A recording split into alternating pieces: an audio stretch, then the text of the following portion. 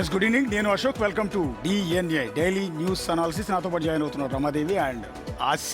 ఇవాళ డిఎన్ఏలో first issue చూద్దాం. రాజకీయం వద్దు, వ్యవసాయం చేసుకుంటానన్న మాజీ ఎంపీ విజయసాయిరెడ్డి అనూహ్యంగా ఏపీ రాజకీయాల్లోకి మళ్లీ కల్లోలం రేపారు. త్వరలోనే రీఎంట్రీ అంటూ పొలిటికల్ బాంబు పేల్చారు. రాజకీయ సన్యాసం నుంచి ఉన్నట్టుండి ఈ నిర్ణయానికి రావటం వెనక మాస్టర్ ప్లాన్ ఏంటి?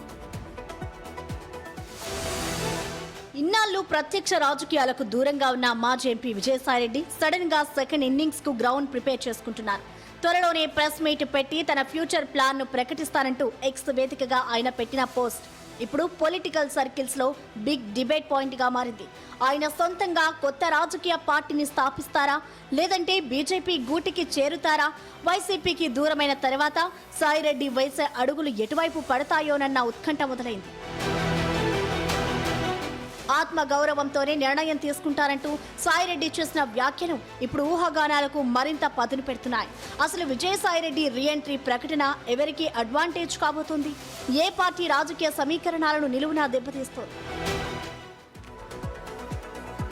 ఎస్, విజయసాయిరెడ్డి మళ్లీ రాజకీయాల్లోకి రావడం అనేది పెద్ద అనూహ్యమైన నిర్ణయం కాదు, సంచలనం కూడా కాదు. ఆయన గతంలోనే ప్రకటించారు, 1 సంవత్సరం పాటు రెస్ట్ తీసుకుంటాను, వ్యవసాయం చేస్తాను అని. అంతే తప్ప పూర్తిగా రాజకీయాల నుంచి తప్పుకుంటానని కూడా అనలేదు. 1 సంవత్సరం తర్వాత తిరిగి రీఎంట్రీ ఇస్తానని కూడా గతంలోనే ఆయన స్టేట్మెంట్ కూడా ఇచ్చారు. అన్నట్టుగానే సంవత్సరం దాటింది.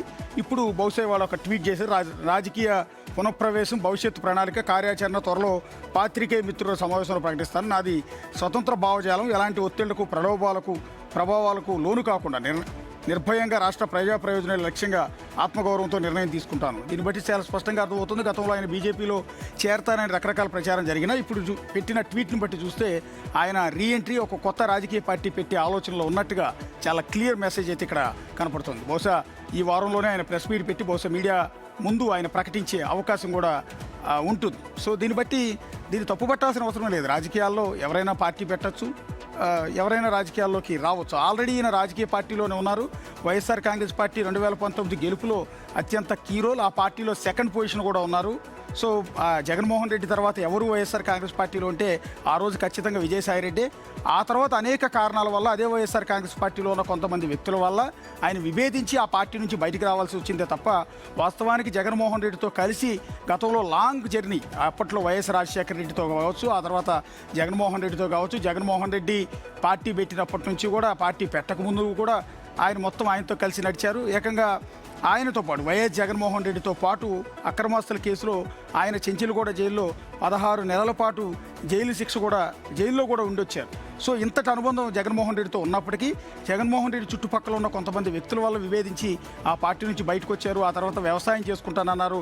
అన్నట్టుగానే కొంత స్టాండర్డ్స్ ప్రకారమే తన ఎంపీ ఇంకా సభ్యత్వం ఇంకో 2-3 ఏళ్ళు ఉన్నప్పటికీ కూడా దానికి రాజీనామా చేసి మరీ బయటకు వచ్చి ఈ ప్రకటన చేశారు. ఆ రాజీనామా చేయడానికి రకరకాల కారణాలు ఉన్నాయి. ఆయన వ్యక్తిత్వ హననం చేయటం కావచ్చు, ఆయన మీద రకరకాల అలిగేషన్స్ తీసుకురావడం, అది కూడా సొంత పార్టీ నుంచి కొంతమంది కుట్రలు చేయటం, ఇవన్నీ భరించలేకే బయటకు వచ్చారని ఆయన చాలా నిర్భయంగానే చెప్పారు. కాబట్టి ఇప్పుడు కొత్తగా రాజకీయ పార్టీ పెట్టిన తర్వాత ఏం చేస్తారు, ఎలా సక్సెస్, ఎవరి టార్గెట్ ఏంటనేది కూడా త్వరలో తెలియ అవకాశం ఉంటుంది. వాస్తవమే, వైఎస్ఆర్సీపీ పార్టీకి పునాదులు వేసినప్పటి నుంచే జగన్కి అండదండగా ఉన్నారు విజయసాయిరెడ్డి గారు.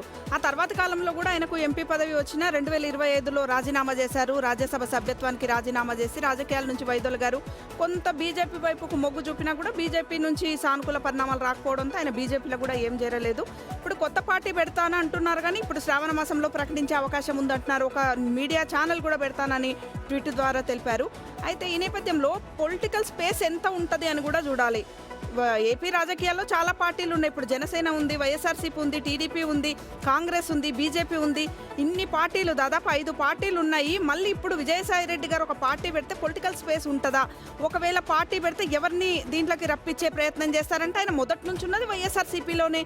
వైఎస్ఆర్సీపీ నుంచి క్యాడర్ని లాగాలని చూస్తే వాళ్ళు వచ్చే అవకాశం ఉందా? ఎందుకంటే జగన్తోని ఇప్పుడు వెళ్తున్నారు, జగన్ కూడా ప్రజా ఉద్యమాల్లో తిరుగుతున్నారు. ఈ నేపథ్యంలో ఈయన కొత్త పార్టీ పెడితే విజయసాయిరెడ్డి గారు ఈయన వెంట ఎంతమంది వస్తారు అని కూడా ఆలోచించాలి. ఏదేమైనా యువత కోసం, మహిళల కోసం కొన్ని ఆలోచనలు కూడా చేస్తున్నాను, ఏ విధంగా బాగుంటుంది అన్నీ చెప్తున్నారు. కానీ ఒక పార్టీ పెడతామంటే స్వాగతించదగ్గ పరిణామమే, కానీ పొలిటికల్ స్పేస్ ఎంత ఉంటుంది అనేది కూడా చూడాల్సిన అవసరం. ఎస్. విజయసాయి రెడ్డి గురించి ఏపీలో ఉన్న వాళ్ళు ఎవరికి కొత్తగా పరిచయం చేయనవసరం లేదు, అందరికీ తెలిసిందే. దట్టు వైఎస్ఆర్సీపీకి సంబంధించి అయితే ఇంకా అసలు ఎవరికి చెప్పనవసరం లేదు. ఎందుకంటే ఆ రోజుల్లో జగన్కి ఎంత హైప్ ఉండేదో విజయసాయి రెడ్డి కూడా అంతే హైప్ ఉండేది. దాదాపుగా జగన్కి రైట్ హ్యాండ్ అన్నంత స్థాయిలో విజయసాయి రెడ్డికి పలుకుబడి ఉండేది, నిర్ణయాలు ఉండేవి, ఆయన చెప్పేది పార్టీలో నడిచేది కూడా. ఉన్నట్టుండి ఒక్కసారిగానే విజయసాయి రెడ్డి మీద అలిగేషన్స్ రావడం, ఒక మహిళా అధికారికి సంబంధించి ఇవన్నీ బయటకు వచ్చిన తర్వాత ఆయన మాట్లాడడం, ఇవన్నీ చూసిన తర్వాత ఒక్కసారిగా అసలు జగన్మోహన్ రెడ్డి ఎందుకు పక్కన పెట్టారు అనేది ఎవరికి అర్థం కానటువంటి క్వశ్చన్. ఆ తర్వాత ఆయన మీడియా ముందుకు వచ్చారు, మాట్లాడారు, కేసులకు సంబంధించి అరెస్టులకు సంబంధించి ఎన్ని విచారణలకు ఎదురొచ్చినా ఆయన ఎక్కడ పార్టీకి సంబంధించి అంటే జగన్మోహన్ రెడ్డి గురించి ఒక్క నెగిటివ్ పాయింట్ కూడా ఎప్పుడు మనం మాట్లాడడం వెళ్ళే. ఎప్పుడు పాజిటివ్ గానే అంటే ఉందేమో చేశారేమో పక్క వాళ్ళు ఏదైనా చెప్పున్నారు ఆ క్వార్టర్కి సంబంధించి మాట్లాడారే తప్ప జగన్మోహన్ రెడ్డి గురించి ఎప్పుడు ఒక నెగిటివ్ కామెంట్ కూడా చేయలేదు విజయసాయి రెడ్డి.